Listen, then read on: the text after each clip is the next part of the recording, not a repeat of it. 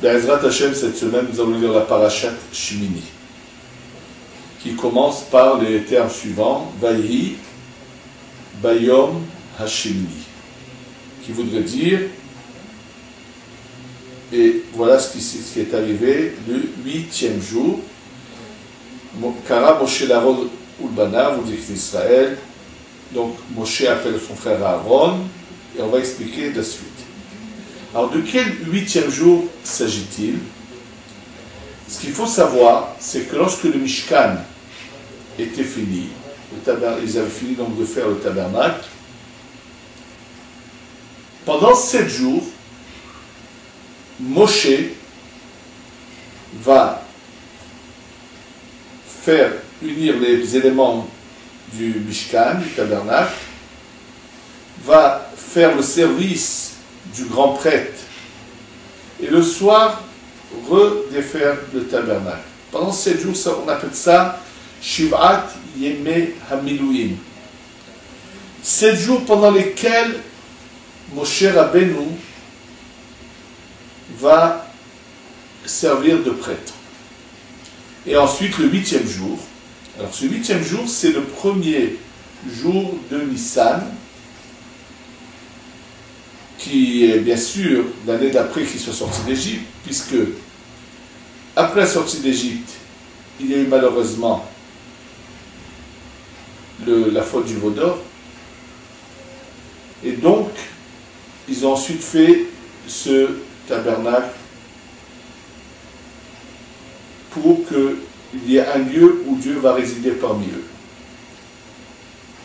Et donc, en fait, ce jour-là, donc le 8e jour, c'est-à-dire c'est le jour qui vient après que Moshe Rabbeinu Moïse est servi pendant 7 jours. Donc c'est le 8e jour après les 7 jours de service de Moïse. D'ailleurs, Moïse ne va pas servir avec les vêtements du grand prêtre, il va avoir un vêtement blanc tout simple. Par contre, il va vêtir Aaron et ses enfants pour le service du temple. Donc c'est le premier jour de Nissan qui va être un jour où il va y avoir d'un côté une très grande joie et d'un autre côté un événement qui paraît quand même un peu triste, comme on va le voir tout de suite. Que se passe-t-il ce jour-là? C'est qu'une fois que, donc comme il est marqué ici, on lui demande à Aaron de prendre un veau pour expier la faute du veau d'or. Et donc, il va emmener des sacrifices pour expier les fautes du peuple d'Israël. Et à la suite de quoi, à partir de ce jour-là, pendant 12 jours, chaque tribu va emmener son sacrifice. Et ce jour-là, 2 des fils de Aaron décident de faire quelque chose. Et que se passe-t-il? Ils vont emmener de l'encens, ils vont emmener du feu pour brûler cet encens. Et voilà qu'un feu va venir et va les brûler.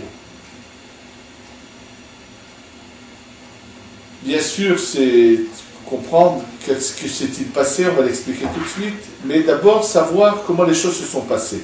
Donc le mot Shmini, le 8e jour, il s'agit effectivement du jour qui vient après les 7 jours que Moshe a servi de grand prêtre dans le Mishkan. Mais la Shekhinah est vraiment descendue que le 8e jour, qui est donc le premier Nissan, c'est-à-dire que Moshe a, pendant 7 jours, à la fin du mois de Hadar, tous les jours, on a uni les parties du Mishkan pour le construire. Moïse donc faisait l'office de grand prêtre, et le soir, on défaisait le Mishkan, et on le refaisait pendant 7 jours, ça durait. Le 8e jour, Moshe fait venir son frère, l'habille et lui transmet donc le flambeau, comme on pourrait dire, Il dit maintenant c'est toi qui vas commencer à être le grand prêtre, c'est ce qui se passe, et il va donc faire tous les holocaustes qu'il faut, et ensuite va se passer cet événement tragique où ces deux de ces garçons sur les 4 qu'il avait qui sont Nadav et Avihu.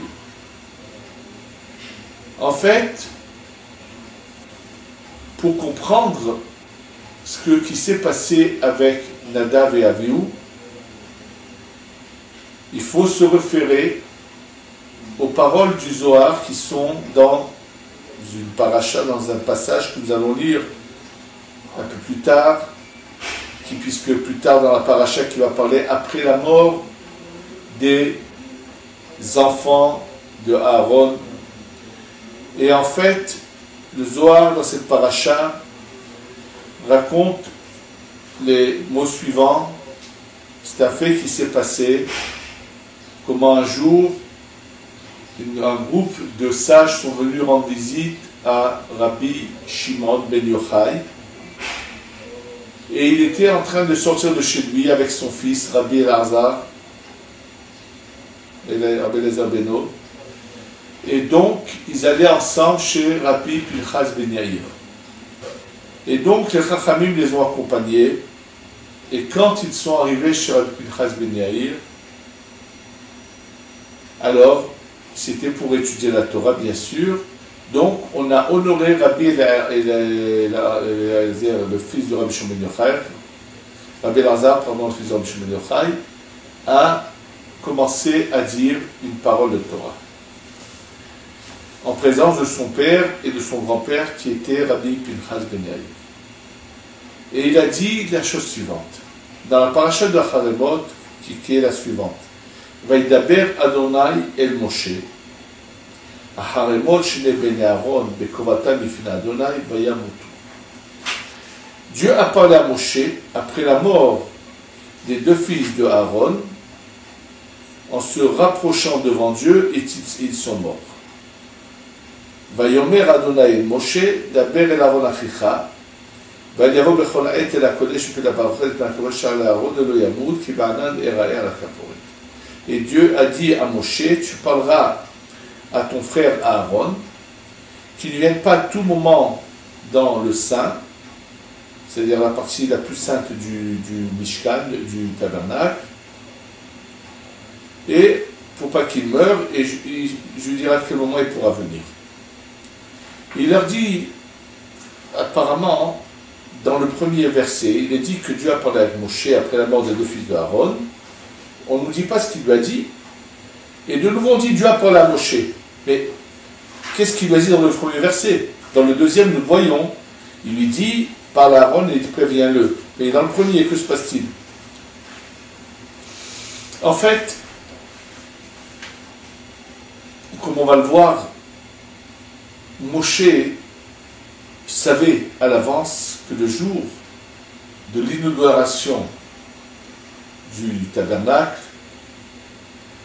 un grand personnage allait quitter ce monde. Et d'ailleurs, il va le dire après à son frère, pour le consoler.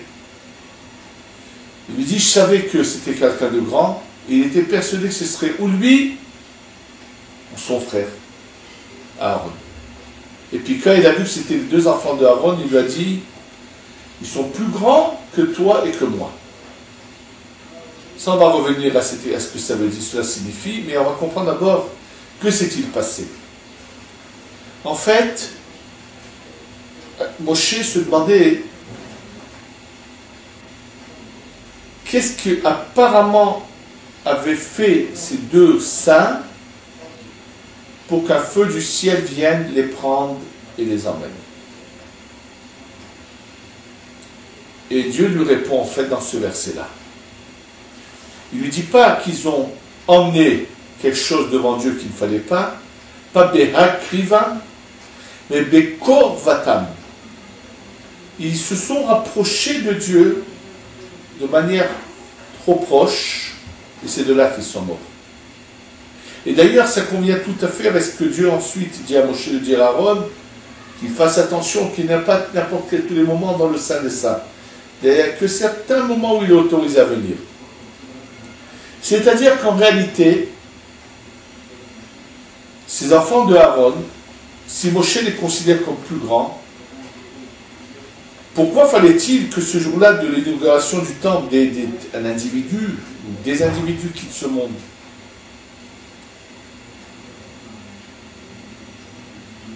En fait, il y a quelque chose bien sûr de beaucoup plus caché là-dedans, dans le cours que nous allons faire ensuite, selon la Kabbalah sur cette paracha, on développera un peu plus cela, mais il faut comprendre une chose. Les enfants de Aaron ont voulu déjà arriver à l'étape suivante. Donc en fait, ils n'avaient plus leur place sur terre dans un monde matériel. Et en fait, toute leur vie, ils étaient pressés de se rapprocher de Dieu. Et c'est là, c'est un peu ce qui s'est passé. C'est-à-dire que l'inauguration, elle avait un côté qui rappelait le but finalement, qu'il faut savoir se rappeler, bien comprendre, que le but pour nous de la venue du Messie, du Mashiach, n'est pas de continuer une vie terrestre comme l'invention de celui qui a fait naître la chrétienté, qui s'est fait passer pour soi-disant le Messie, où tout continue normalement sur cette terre. Et qui finalement a donné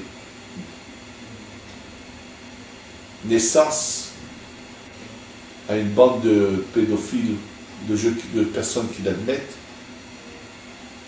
qui soi-disant représentent la divinité. C'est pas du tout ça.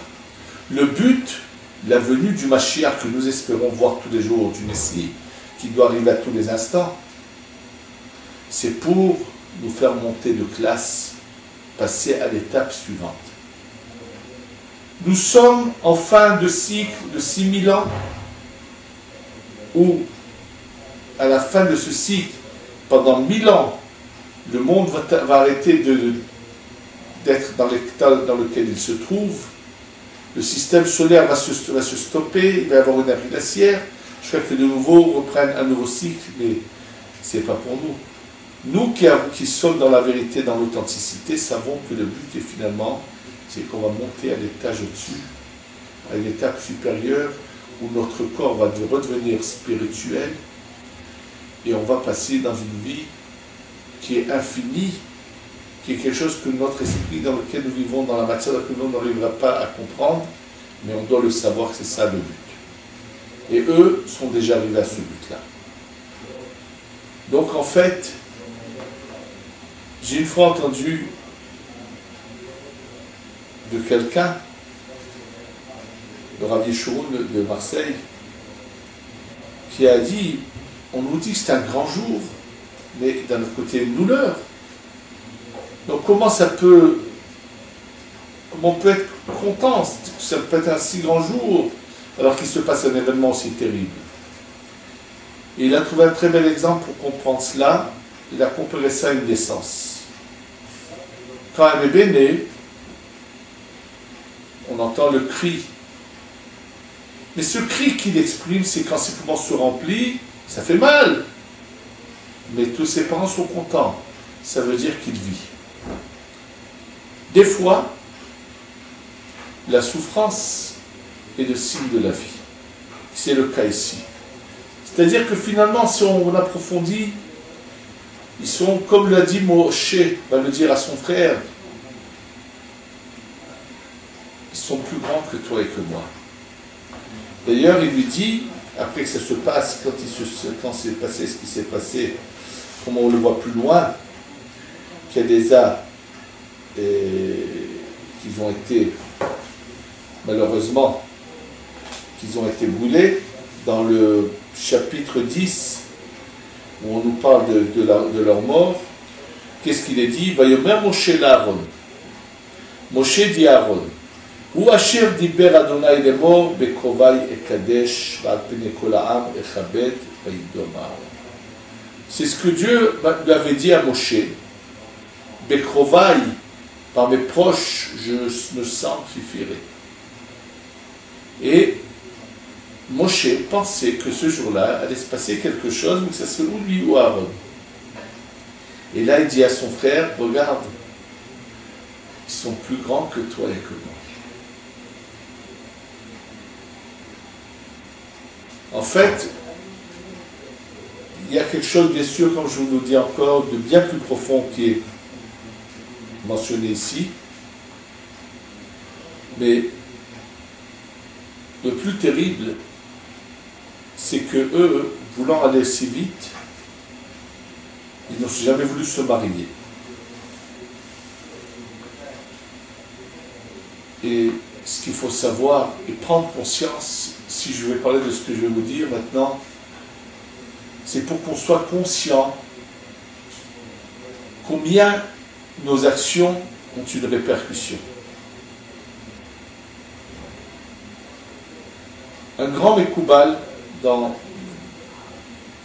a vécu il n'y a pas très longtemps, un peu plus de 50 ans en arrière, a eu quelque chose de terrible qui lui est arrivé, un enfant prodige qu'il avait qui a quitté ce monde.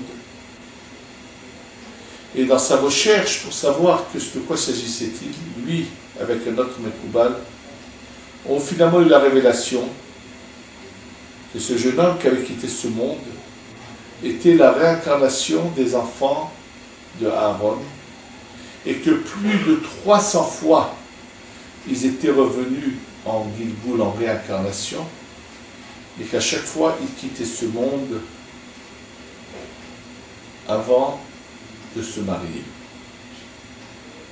Parce que, dès le départ, voulant arriver à ce qu'ils pensaient être le point culminant de la sainteté, donc pour eux, ils n'avaient pas cette conception de se marier. C'est vrai que c'était très grand, mais ils sont passés à l'étape au-dessus avant son moment apparemment.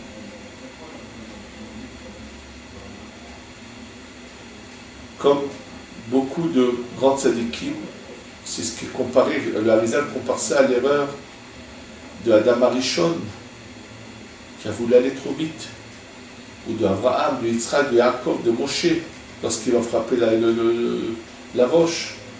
C'est-à-dire que le Zohar compare ces erreurs à des volontés d'aller très vite, d'arriver déjà à l'étape suivante, ou de faire monter ceux qui devront passer dans l'étape prochaine, dans le prochain cycle de 6000 ans, les aider à peut-être faire sauter une classe et venir en même temps que nous pour monter à l'étape au-dessus, ne pas avoir besoin d'aller dans le prochain cycle de 6000 ans.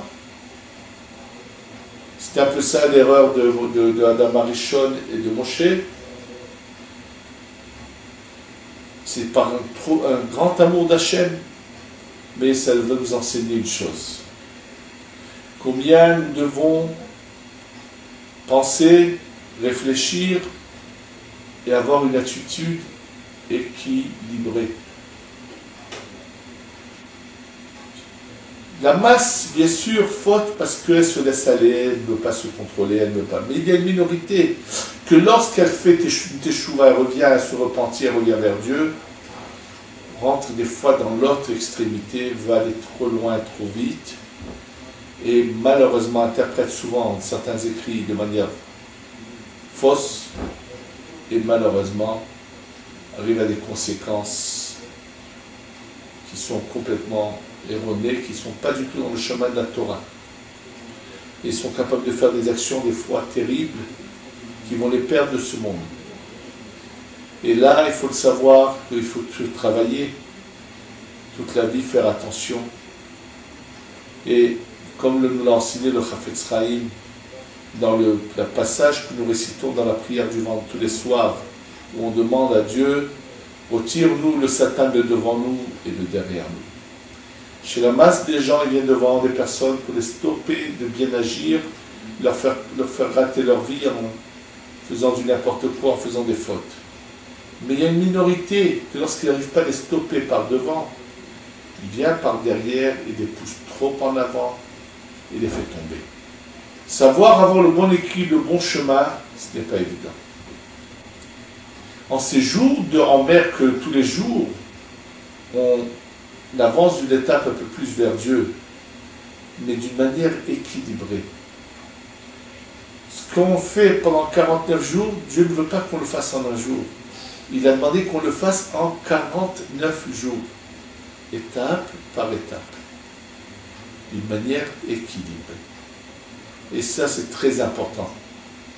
D'où l'importance de choisir un maître qui va nous mener dans la bonne voie. Et non pas chercher à se faire remarquer. Ne pas tout de suite, c'est souvent très difficile pour quelqu'un qui était de l'autre côté, qui était loin de la Torah et qui avait une place dans la société.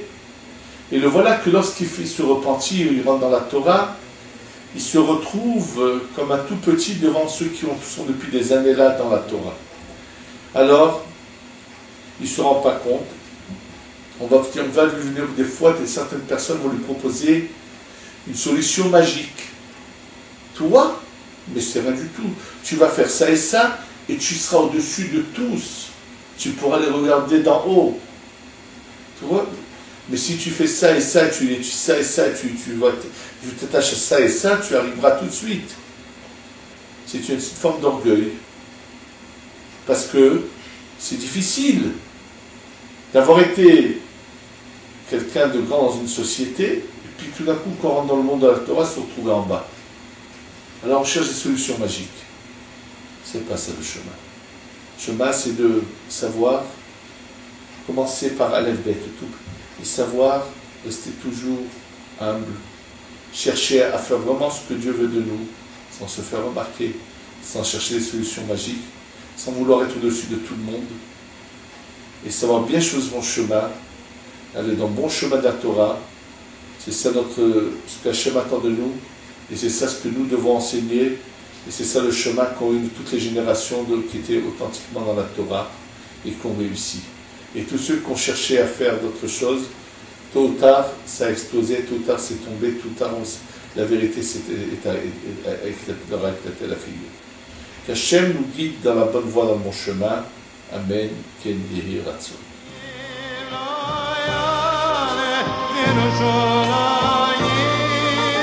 Ah